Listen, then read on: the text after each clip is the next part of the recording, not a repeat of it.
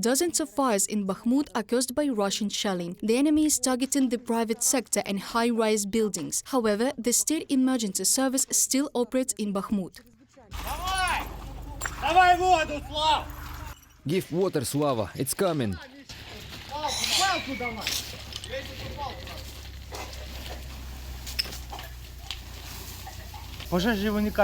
Fires break out all over Bakhmut. There is no such place where there are most of them. Fires break out all over the city as a result of the Russian artillery and mortar shelling.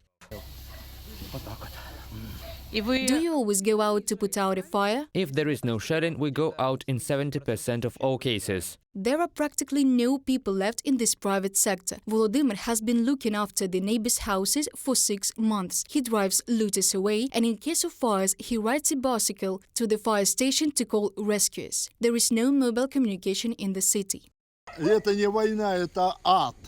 This is not war, this is hell. Whom are you fighting with? You are fighting with civilians. I will show you how many houses are destroyed. It's a terrible sin.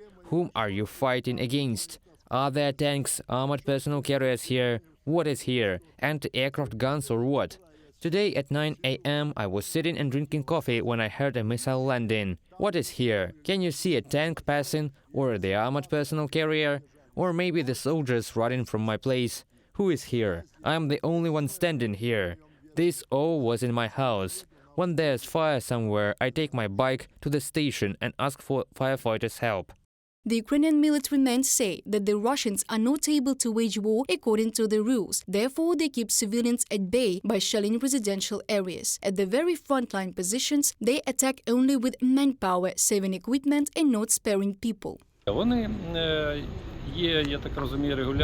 They have, as I understand, some kind of regular troops, and there are also private ones. For example, mercenaries of the Wagner PMC. They are, so to say, reinforced with mobilized men. They prevail in the number because there are a lot of them. But as the Germans say, even if we had so many people, we would not use them as cannon fodder. We win with the mind, and they lose in quantity, because there are very few specialists. Of course, there are some, since the Russians have been continuing the military conflict for many years, but they immediately send prisoners who see freedom in this, but they also have fear.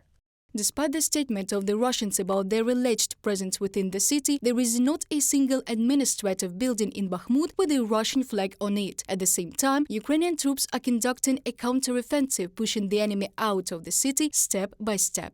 Reported by Dana Kulesnik, Olena Gramova, UATV News.